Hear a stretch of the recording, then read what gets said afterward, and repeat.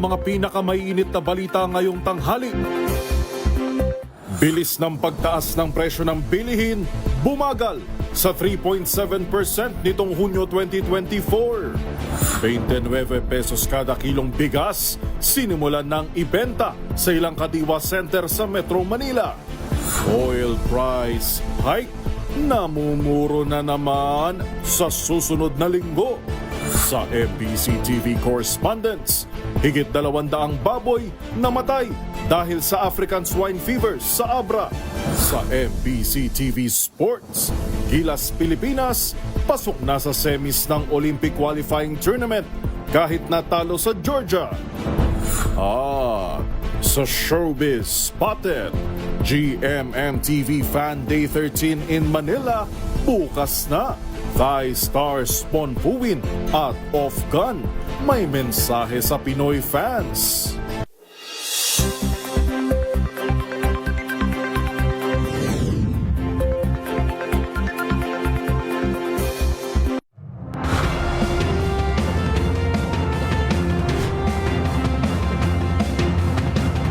Bawat balita, makabuluhan.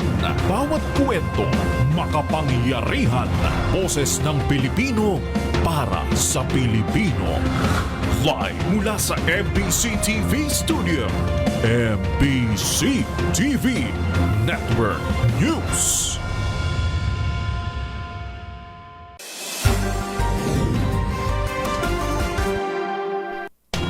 Pilipinas, una sa ating mga balita. Umagal sa 3.7% ang bilis ng pagtaas ng presyo ng bilihin nitong nakalipas na buwan. Ang mga detalye ihatid sa atin ni Nicole Lopez. Bumagal ang inflation rate noong Hunyo sa 3.7% kumpara sa 3.9% na datos noong Mayo. Ayon sa Philippine Statistics Authority, resulta ito ng pagbagal sa paggalaw ng presyo ng utilities at transportasyon. Ang inflation rate noong Hunyo ang bumasag sa 4 na buwang magkakasunod na pagbilis sa inflation rate sa bansa. Sa resulta ng inflation rate noong nakaraang buwan, pasok pa rin sa target inflation ng gobyerno na 2 to 4% ang year-to-date inflation sa 3.5%. Kung titingnan naman ang rice inflation, bahagya rin itong bumaba sa 22.5% mula sa 23% noong Mayo. Pero gayon pa man, ito pa rin ang nag-ambag sa datos ng inflation rate noong nakaraang buwan. Para sa MBC TV Network News, ito si Nicole Lopez. Sama-sama tayo, Pilipino.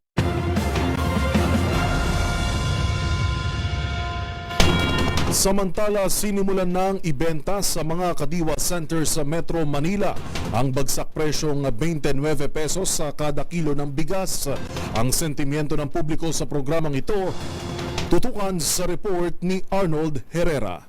Umarangkada na ang pagbebenta ng 29 pesos kada kilo ng bigas sa mga piling kadiwa center sa Metro Manila kaninang umaga. Sa paglilibot ng DZRH, alas 6 pa lamang ng umaga ay dinagsana ng mga senior citizens ang kadiwa outlet sa NIA compound sa Quezon City. Pinilahan din ang mga kadiwa stores sa BPI Quirino at Philfida sa Las Piñas City. Kwento ng lalaking ito, sasagarin na niya ang limit na itinakda ng Department of Agriculture kaugnay sa pagbili ng NFA rice na aabot lamang sa 10 kilo kada buwan. Sir, ilan ang mo sir? Ilan ang balak mo bilhin ngayon sa bigas? Sabi po, 10 daw. Per month. Sasagarin mo na ngayon, 10 kilos na agad. Para naman kay Nanay Lita, maliban sa masarap ang bigas na nabibili nito sa kadiwa stores, malaking tulong ang pagbaba nito ng presyo. Lalo't malaki anya ang kanyang pamilya na dapat pakainin. Laging ubos ang laman ng kaldero. Kaya po nagtsatsaga kayo bumili rito. Opo. Lalo 29 pesos lang kada kilo. Tsaka kaya naman namin lakarin eh. Dagdag pa ng consumer na ito, malaki ang kanilang matitipid sa tulong ng mas pinamurang bigas. Ay laking tipid sa namin kailangan. Sa kabila nito, dismayado naman ang senior citizen na si Lola Amelia na balak sanang mamakyaw ng mga produkto, pero sa kasamaang palad ay hindi ito naabutan. Lalo pa sa pamasahe. Bakit? Sa kamyas kami, tricycle, 50 na papunta rito. O, pauwi mo pa, papahatid mo pa ng mga 60. Bago makapamili ng bagsak presyong bigas, ay kinakailangan munang i-verify ang consumer kung pasok ito sa 4-piece program ng pamahalaan o sa kategoryang senior citizen, solo parent o persons with disability. Ang Kadiwa Stores ay programa sa ilalim ng Department of Agriculture kung saan pwedeng mabili sa mas mababang halaga ang iba't ibang produkto tulad ng gulay at isda. Para sa MBC TV Network News, ito si Arnold Herrera. Sama-sama tayo, Pilipino.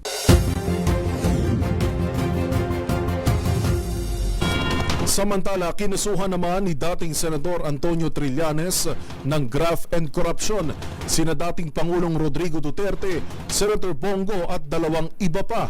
Alamin natin ang iba pang detalye sa live report ni Boy Gonzales. Boy. Go ahead, Boy Gonzales. Yuel, naghain ng reklamo plunder si dating Senador Antonio Trillanes IV sa DOJ o Department of Justice sa maanumanyang pagbibigay ng kontrata sa tatay at kapatid ni Senador Christopher Lawrence Bongo. Sa 30 pahinang reklamo ni Trillanes na sinumiti sa DOJ kanina, sinabi niya na 184 na kontrata ang ibinigay ng nakalipas na administrasyon kina Desiderio Limgo at Alfredo Armero Go, ang tatay at kapatid ng senador. Umaabot niya sa 6.6 billion pesos ang halaga ng kontrata na nakuha ng mga go sa kabila ng umani hindi kwalipikado ang mga ito dahil sa limitadong kakayahang financial at operational capacity. Bukod pa ito sa kabiguang matapos ng kumpanya na magamanggo ang hinawakan nilang mga proyekto. Pakinggan natin si dating Senador Antonio Trillanes. Presidente at Senator? Lahat po yun ay inaward sa pamilya. No? The way the plunder is defined by law, pagka nakinabang ka at ang pamilya mo ng ill-gotten wealth, kasi ito ginamit nila yung kanilang posisyon, authority at influence para mabigay at makorner yung mga proyekto. 184 government contracts ang inaward nila sa tatay at kapatid ni Bongo, na ang total nga ay 6.6 billion pesos. Sir, sorry, hindi ba kailangang i-prove na yung threshold na 50 million ay yun yung dapat na naibulsa? Sobra-sobra ito, no? Sinabi pa ni Trillanes na posibleng madamay rin ang ibang malalaking kumpanya na kasama na Mago. Sinabi pa ng dating senador na sa DOJ siya naghain ng reklamo at hindi sa ombudsman dahil sa madali ang access ito sa mga dokumento at informasyon na magmumula sa kaukulang mga ahensya ng gobyerno para sa isinasagawang investigasyon sa naturang issue. Para sa MBC TV Network News, ito si Boy Gonzales. Sama-sama tayo, Pilipino. Maraming salamat, Boy Gonzales.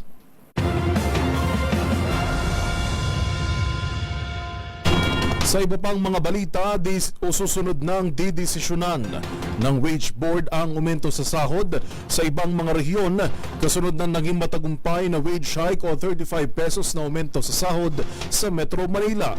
Narito ang balita ni Kyle Bulias. Hindi lamang ang mga manggagawa sa Metro Manila ang makakaranas ng dagdag sa sahod. Ito ang kinumpirma sa DZRH ni Department of Labor and Employment Secretary Bienvenido Laguesma. Paliwanag ng kalihim, gumugulong na ang proseso para sa gagawing aumento ng Regional Tripartite Wages and Productivity Board sa sahod ng mga manggagawa sa iba't ibang rehiyon sa Pilipinas. Lakay Mayor Del, magsusunod-sunod na po yan.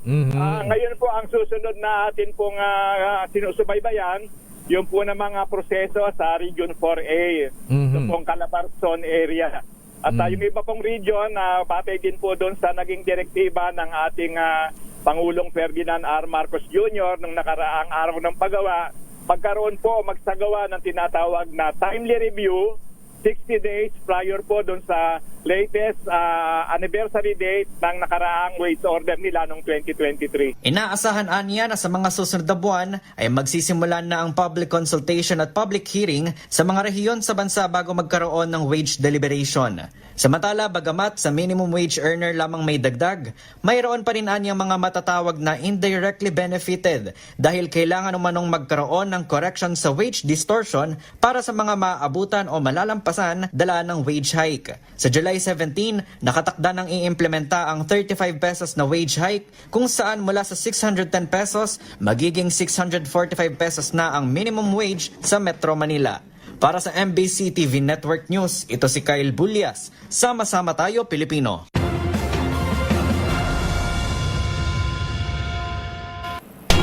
Samantala, kapit na naman mga motorista. Asahan po o nakaamba ang malakihan na naman pagtaas sa presyo ng mga produktong petrolyo sa susunod na linggo. Ayon sa Oil Industry Management Bureau ng Department of Energy, 1 peso and 25 centavos hanggang 1 peso and 50 centavos ang posibleng taas presyo sa kada litro ng gasolina.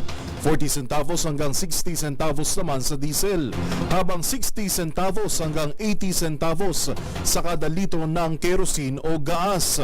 Kabilang sa tinukoy na dahilan ng pagtaas ng geopolitical tension sa gitnang silangan, gayon din na ang forecast sa inaasahang pagtaas ng demand sa world market.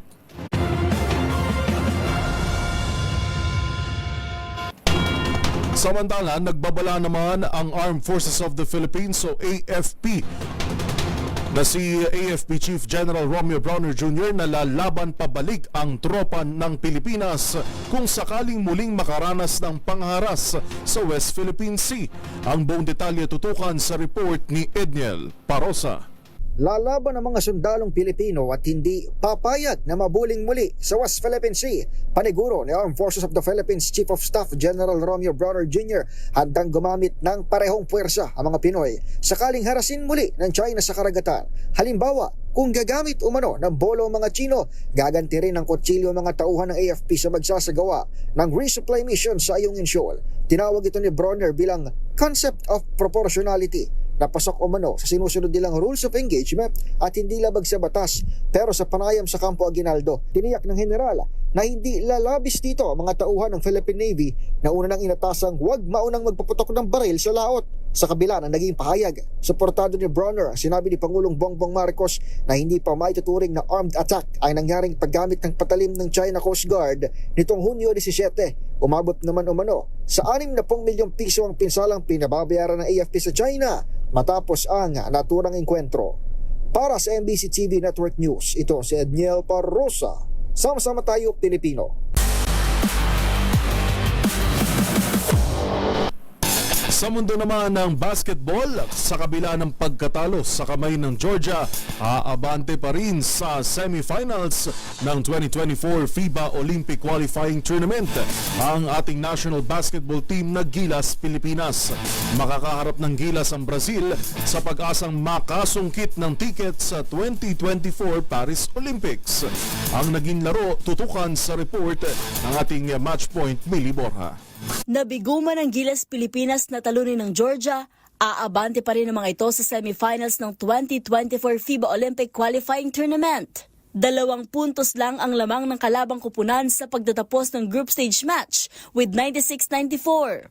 Ngunit hindi naman ito napigilan ang Nationals sa pag-usad sa semifinals dahil hawak ng Gilas ang quotient advantage kontra Georgia kung saan kailangan pa nila ng 19-point lead para makuha ang semis ticket. Muling pinangunahan ni Justin Brownlee ang team with huge 28 points, 8 rebounds, 8 assists and a steal. Hindi rin nagpahuli si Dwight Ramos delivering 16 points, 5 boards, 4 dimes and 2 steals. Naging mainit ang laro kagabi dahil mula sa natamong 20-point deficit sa first half, nakabawi ang Gilas sa second, even taking the lead at 70-71 in the third period. Sa last 33 seconds ng laro, 1 puntos lang ang lamang ng Georgia at 94-93. Ngunit pumasok pa ang 2 free throws ng kalabang kupunan, taking the lead to 3. Bago matapos ang laro, nakakuha pa ng 1 punto si Chris Newsom dahil sa kanyang free throws. Makakasama ng Gilas sa Group A ang top team na Latvia na makakaharap ang Montenegro mula Group B. habang makakatapat naman ng Nationals ang Brazil. Para sa MBC TV Network News, ito si Mili Borja, Sama-sama Tayo, Pilipino. Narito ang mga balitang dapat ninyong abangan. Listahan ng lahat ng mga pogo sa bansa, hiniling sa PAGCOR na ilabas na. Dating Senator Ping Lacson, ikinalungkot ang bangayan ng mga dating kasamahan dahil sa New Senate Building. Sa MBC TV Sports, Umay Venus, Wise, Edward at Yue nagpaalam na sa Blacklist International. At sa Showbiz Spotted GMMM TV Fan Day 13 in Manila, bukas na. 5-star Pon Puwin at Golf Gun may mensahe sa Pinoy fans. Kung ano yan, alamin sa pagbabalik ng MBC TV Network News.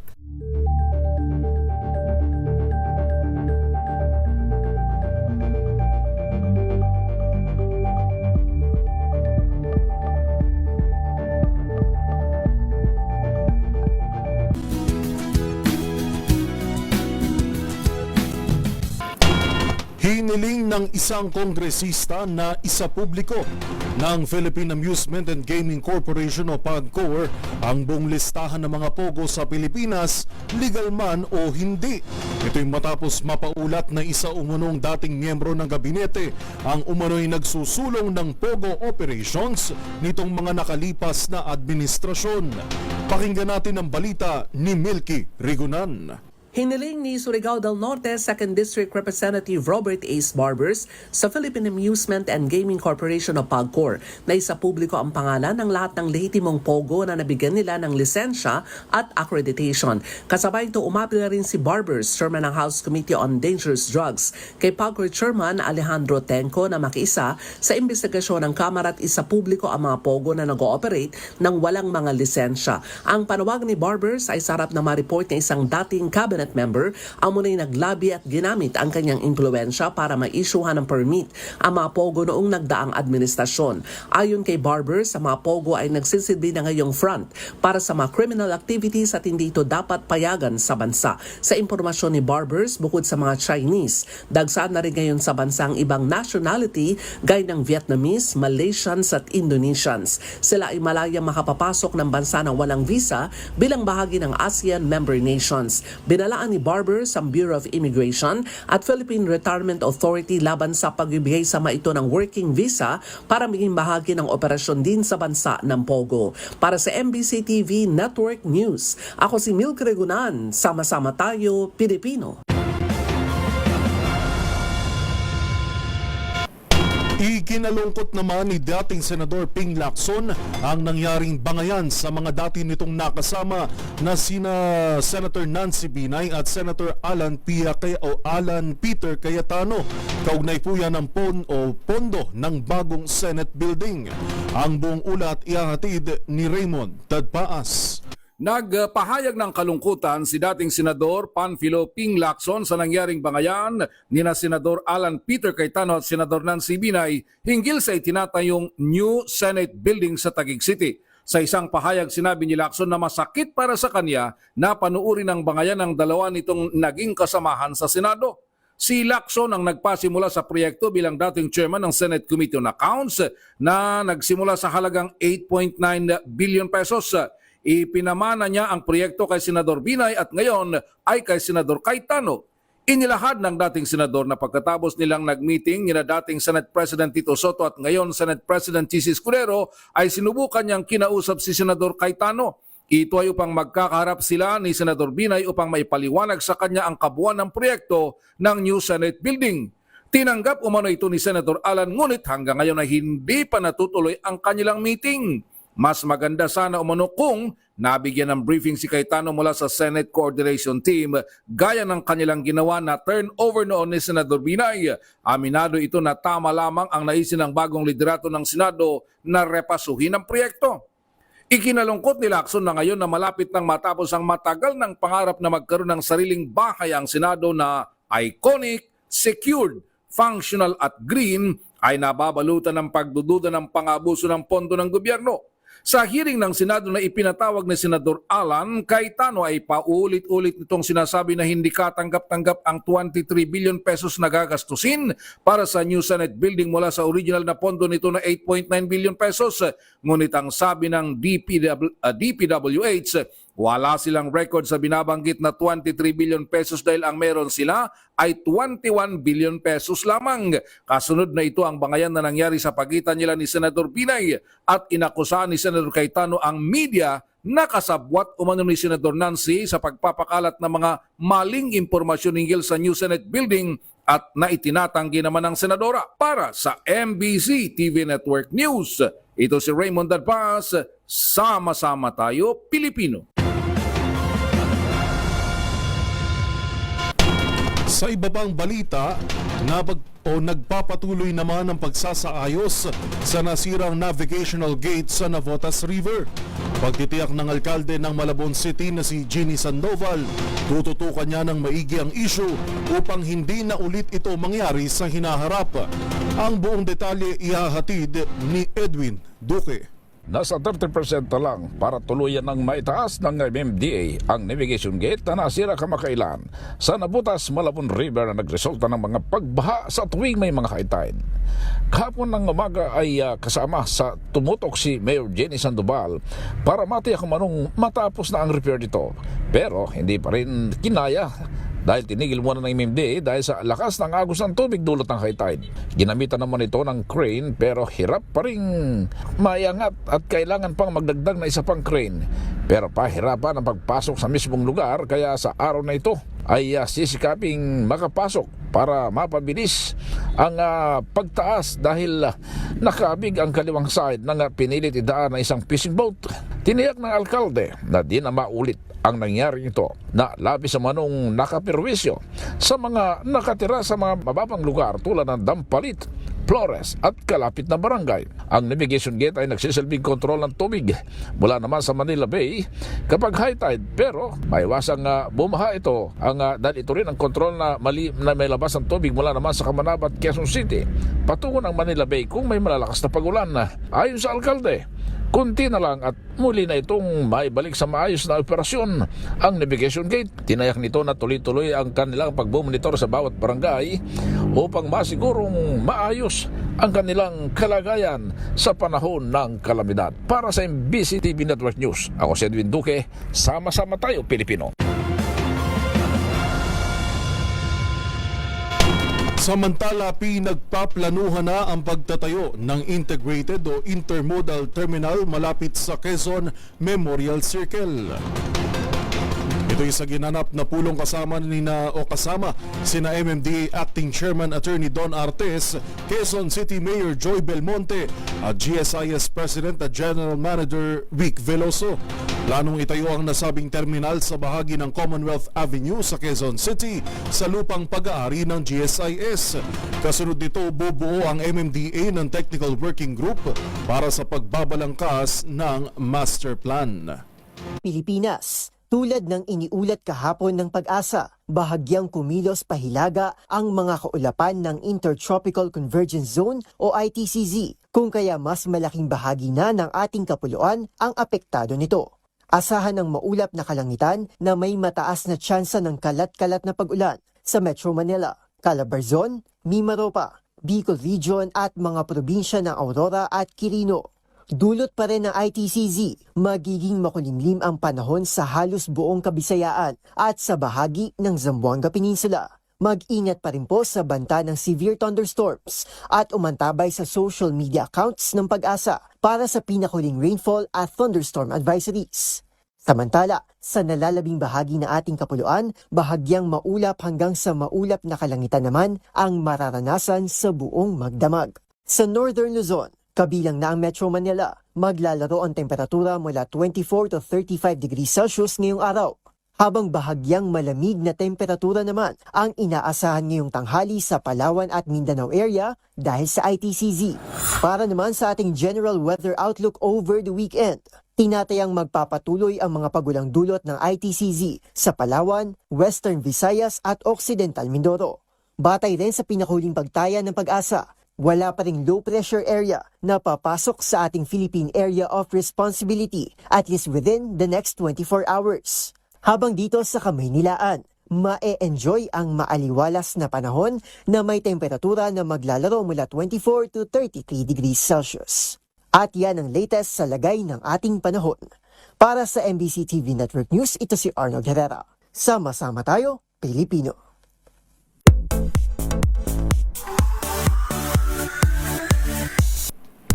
Samantala, all set na ang tambalang Ponpuin at Off-Gun para sa kanilang fan meet sa Pinas bukas.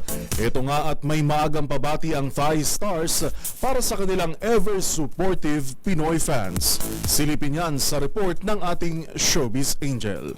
Thai drama fans, bukas na ang back-to-back na kilig na hatid ng tambalang Off-Gun at Ponpuin sa Fan Day 13 in Manila ng GMM-TV na gaganapin sa SM Skydome. Pero bago yan, may inihanda ng pagbati ang mga aktor para sa Pinoy fans. Ang mga ito agad nagpakitang gila sa natutunang Filipino words. Philippines, kumusta na po? Ako po si Pon. Ako naman po si Puin. Sina Pond at Puin na bumida sa Fish Upon the Sky, excited na raw sa kanilang first fan meet sa bansa. Kita-kits tayo. Love y'all. Habang heto naman ang mensahe na magbabalik Pinas na sina Off at Gone para sa kanilang fellow Babbies. Long time no see Manila! Yo everyone, this is Kumusta na kayo? รู้ไหมครับทุกคนว่าพวกเราเนี่ยกำลังจะกลับไปที่มะนิลาแล้วนะครับทุกคนมีบัตรกันหรือยังครับ That's right, it's getting here. Ayon sa Theory of Love Stars, dapat daw abangan ng fans ang special performances at games na kanilang inihanda. We miss you, see you soon! Bye! Para sa mga gusto pang humabol para masilayan ng Thai Stars sa GMM-TV Fan Day 13 in Manila, bisitahin lamang ang official accounts ng CDM Entertainment.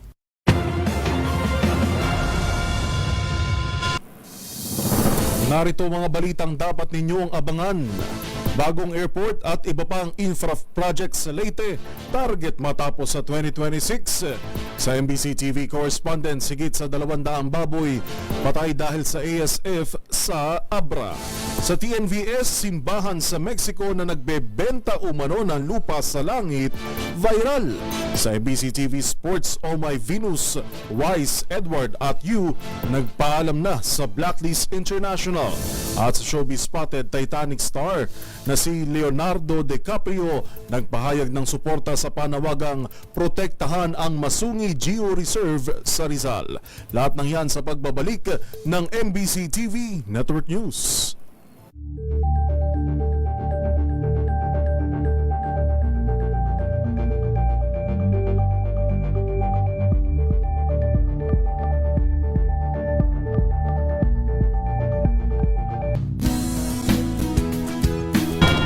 Target ng matapos sa 2026 ang bagong airport at iba pang infrastructure projects sa Leyte. Ayon kay Pangulong Bongbong Marcos, sa talumpati ng Pangulo, inihayag nito ang malaking tulong nito para maisaayos at mapabilis ang serbisyo hindi lang sa mga residente kundi pati na rin sa mga turista. Ang buong detalye alamin sa report ni Rose Babiera. Binigyang diin ni Pangulong Bongbong Marcos ang mga infrastructure projects ng gobyerno para sa pagpapaunlad ng ekonomiya at turismo sa Silangang Visayas. Sa kanyang talumpati sa distribusyon ng ayuda sa mga magsasaka, mangingisda at mga residente sa Leyte, Southern Leyte at Biliran, binanggit ng Pangulo na nagpapatuloy pa rin ang konstruksyon ng 2.57 billion airport sa Tacloban. Bukod sa paliparan, ang Passenger Terminal Building Phase 1 at 2, Airport Runway at Airport Perimeter Road ay kasabay ding itinatayo at inaasahang matatapos sa taong 2026. Layunin daw nito na magdala ng mas maayos at mas mabilis na serbisyo sa mga residente sa lalawigan at sa mga turista. Dagdag pa ng Pangulo, ang Tacloban City Causeway na layong pabilisin ang biyahe mula sa mga ibang bahagi ng lalawigan papunta sa syudad at sa airport. Mula sa noong 15 minuto ay papababain ng 10 minuto. Inaasahan naman itong matapos sa Desyembre ng taong ito. Ang mga proyektong ito ay hindi lamang para sa pagpapaunlad ng infrastruktura sa inyong lalawigan. Kung hindi, ito ay pagtiyak din sa seguridad at katiwasayan ng inyong komunidad. Sa pagtutulungan ng ating kasundaluhan at kapulisan, patuloy tayong nagdadagdag ng puwersa sa ilang lugar sa Leyte upang mapanatili ang katahimikan at kaayusan dito sa atin. Ayon sa Pangulo, ang Tacloban Airport ay isa sa mga prioridad ng kanyang administrasyon. Kakabit nito ang hangarin na makasabay ang bansa sa pandaigdigang pamantayan sa larangan ng turismo. Para sa MBC TV Network News, ito si Rose Babiera. Sama-sama tayo, Pilipino.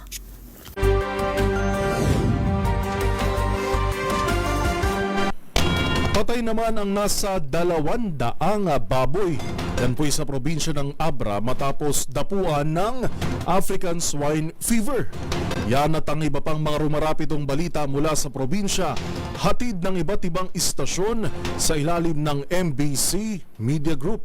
Lumalaganap na ngayon ang African Swine Fever sa Manabo, Abra. Kaugnay nito ay gitna sa 200 baboy ang namatay dahil sa pinapaniwalang pagkahawa sa African Swine Fever sa loob lamang ng 1 linggo. Naitala ang pagkasawi ng mga baboy sa 7 barangay sa bayan ng Manabo. Ayon sa Office of the Municipal Agriculturist, ang malaking bilang ng mga nasawing baboy ay dulot ng pagkalat ng ASF mula Hunyo 26 hanggang Hulyo 3 ng taong kasalukuyan. Ang mga naobserbang simptomas ng mga nasawing baboy ay lagnat, pagkawala ng ganang kumain, pagsusuka, panghihina at hindi makatayo. Kaugnay nito, nagpalabas si Manabo Mayor Daryl Dumasin na isang executive order para pansamantalang ipagbawal ang pagkatay at pagbenta ng karne ng baboy. Naglakay din ng quarantine checkpoint sa entrance at exit point ng munisipyo. Dahil dito pinag-aaralan na ng lokal na gobyerno ng Manabo para sa deklarasyon ng state of emergency dahil sa dami ng namatay na baboy at ang epekto nito sa ekonomiya ng mga nag-aalaga ng baboy. Ipinatupad na rin ang kaling o pagpatay sa mga baboy sa Manabo para madlangan ang pagkalat ng naturang karamdaman. Para sa kauna-unan sa Pilipinas DZRH, ito si Romy Gonzales, tuloy-tuloy sa pagbabalita, tuloy-tuloy sa serbisyo, sama-sama tayo Pilipino. Kilala na ang suspect na walang awang pumatay sa 5 taong gulang na batang babae na hinihinalang ginasa pa na natagpuan ng biktima kahapon ng 6:30 ng umaga sa isang masukal at madamong bahagi na kabundukan ng sitio Tambubong, Barangay Ibis, Bagak, Bataan. Ang biktima ng matagpuan ay nasa dekomposisyon na ang kalagayan na nakalilis ang pang-ibabang kasuotan nito na hinihinalang ginasa ito sa pinatay dahil kilala ito ng biktima. Napaulat ang biktima ng July 2, 2024, araw ng Martes, na ito'y nawawala na ipinagbigay alam ng kanyang mga magulang sa mga autoridad. Patuloy ngayon ang isinasagawang follow-up operation ng mga autoridad upang mahuli ang suspect. Ayon sa initial report, umalis na ang suspect sa bayan ng Bagak matapos isagawa nito ang karumal-dumal na krimen para maiwasan nito ang pag-aresto sa kanya. Umani naman ng pakikiramay sa mga netizen ang nangyari sa biktima matapos mabalita sa DZRH ang karumal-dumal na nangyari sa kaawa-awang musmos na biktima. Para sa MBC TV Network News, Danny Kumilang, sama-sama tayo, Pilipino! Sugatan ng 19 anyos na college student na kinilalang si Sander Minor matapos bumangga ang minamaneho nitong motorsiklo sa tricycle na minamaneho ng 15 anyos na binatilyo kasama ang tatay niya na si Wilfredo Tirado, mga residente ng Barangay Taloy. Sa ulat ni Chief of Police Lieutenant Colonel Edgar Palaylay, bandang alas 12:30 ng hapon binabagtas ng minor ang kahabaan ng Rizal Street sa poblasyon nang biglang bumangga ito sa lumikong tricycle sa kanyang harapan. Nagtamo rin ang sugat sa kaliwang pa ang binatilyong tricycle driver. Kapwa sila dinala sa paggamutan ng mga nagresponding kapulisan. Para sa MBC TV Network News, ito si Freddy Pajardo. Sama-sama tayo, Pilipino. Balita mula sa Davao City. Pinagkaguluhan si Vice Presidente Sara Duterte Carpio sa mga tao sa Magkiruhan Barangay 5-A Davao City noong Huwebes ng gabi, Hulyo 4, 2024. Marami sa mga lumapit kay Vice President Sara ang gusto mapapicture na kasama siya na hindi naman niya tinanggihan. Kaya nagsipila ang mga tao kung saan nakabantay naman ang mga personal bodyguard ng Vice Presidente. Napagalaman na kaya nakita ang Vice Presidente sa lugar dahil para kumain sa isang karinderya kasama ang kaniyang anak. Para sa MBC TV Network News, ito si June Soter. Sama-sama tayo, Pilipino!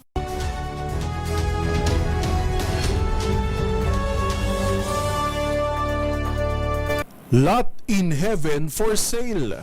Viral online ang post mula sa isang simbahan sa bansang Mexico na nagbebenta umano ng lote ng lupa sa langit. Yan ay nagkakahalaga lang naman ng $100 per square meter. Ayon sa pastor na nangangasiwa sa naturang simbahan, ito raw ay may basbas ng Panginoon. Ang buong kwento sa Eternal Real Estate na ito, tunghayan sa report ni Rose Babiera.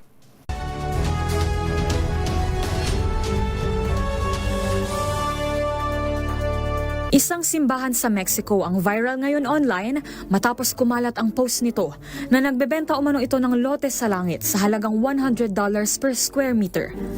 Isang larawan ng mansyon na nakapwesto sa kalangitan kung saan isang pamilya ang naglalakad patungo roon ang makikita sa post. Sa kaliwang bahagi, mayroon ding bersikulo mula sa Biblia. At sa kanang bahagi naman ay mga bank details o mga mode of payment kumbaga. Ang Iglesia del Final de los Tiempos o sa salin sa Ingles, Church of the End Times, ay pinumumunuan ng isang pastor na naninindigan na siya raw ay binigyan ng pahintulot ng Diyos na magbenta ng mga lupa sa langit nang makatagpo niya ito taong 2017. Dagdag pa niya, panigurado raw na may pwesto sa langit ang sino mang bumili sa kanya at mayroon pa siyang inihaing mga lote na malapit daw umano sa trono ng Diyos. Iba't ibang reaksyon ang mababatid mula sa mga nakakita ng post, ngunit nangingibabaw ang pagkadismaya sa simbahan at sa mga deboto ng relihiyon. Ngunit, paglilinaw ng ilan, ang Iglesia del Final de los Tiempos ay isang satire evangelical church. Bagamat hindi tukoy ang gumawa nito, ang page na ito ay gawa lamang bilang katuwaan. Kilala ito sa mga post kung saan kinukutya nito ang mga pastor at mga relihiyosong gawain. Exaggerated din ang kanilang mga pahayag at walang katotohanan. Sa madalit sabi, wala talagang simbahan na nagbebenta ng lupa sa langit. Ang konsepto ng langit ay hindi rin konkreto at bukas sa iba't ibang interpretasyon base sa kanya-kanyang paniniwala. Para sa DZRH TV, ito si Rose Babiera. Sama-sama tayo, Pilipino.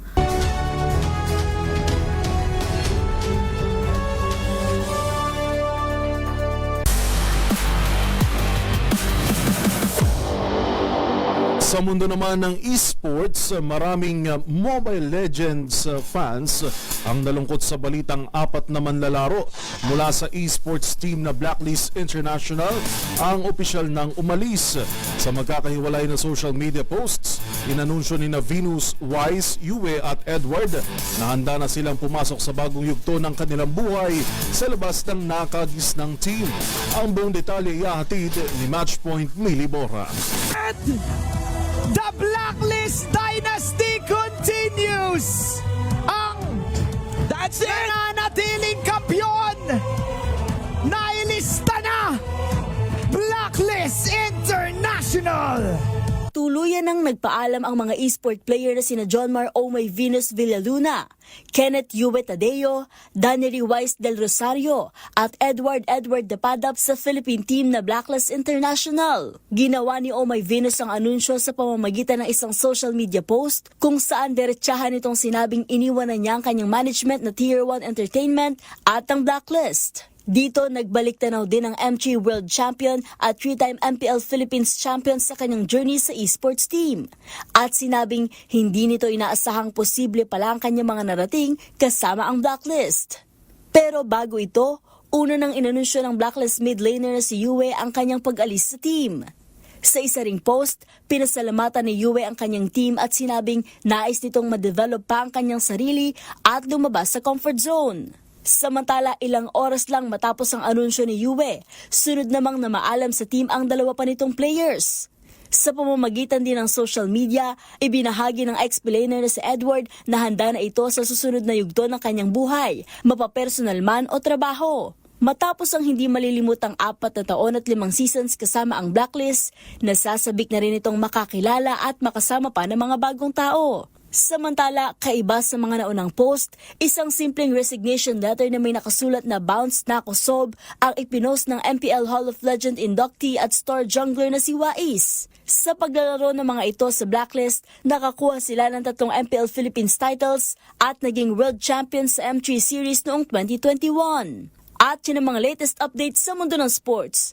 Para sa MBC TV Network News, ito si Mili Borja, sama-sama tayo, Pilipino.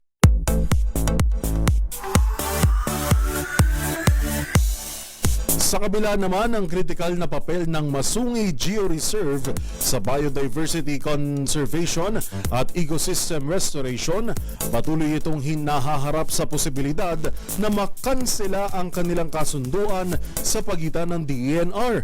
Ang issue na ito nakarating na rin sa American actor at environmental advocate na si Leonardo DiCaprio na nakiisa rin sa panawagang protektahan ang Masungi Georeserve. Ang pahayag ng Titanic star at tugon ng kagawaran, tutukan sa report ng ating showbiz angel.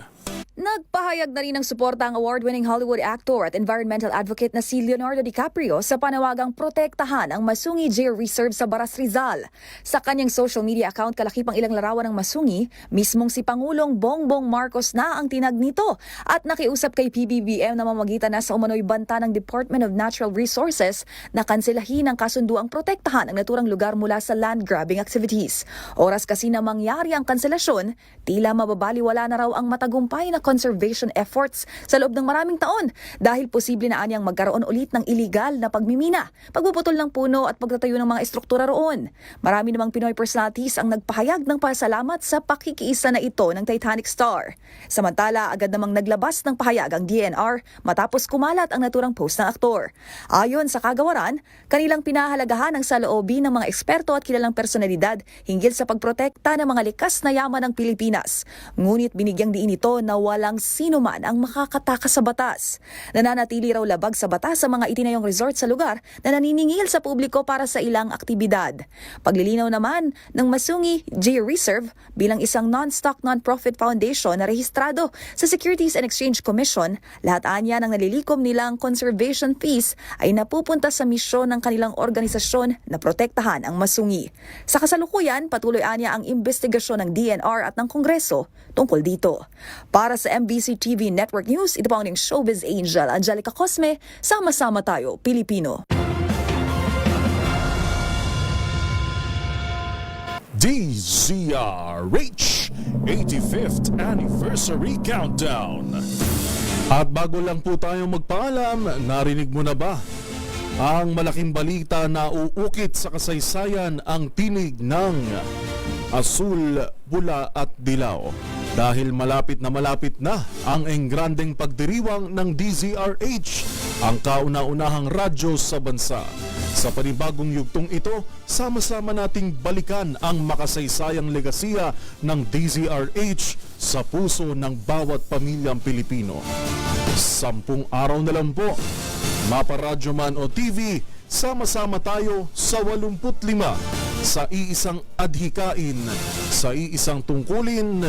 Para po sa DZRH, sa ngalan ni Karen Oyong, ito si Yuval Reyes. Sama-sama tayo, Pilipino. Una sa Pilipinas, una sa Pilipino.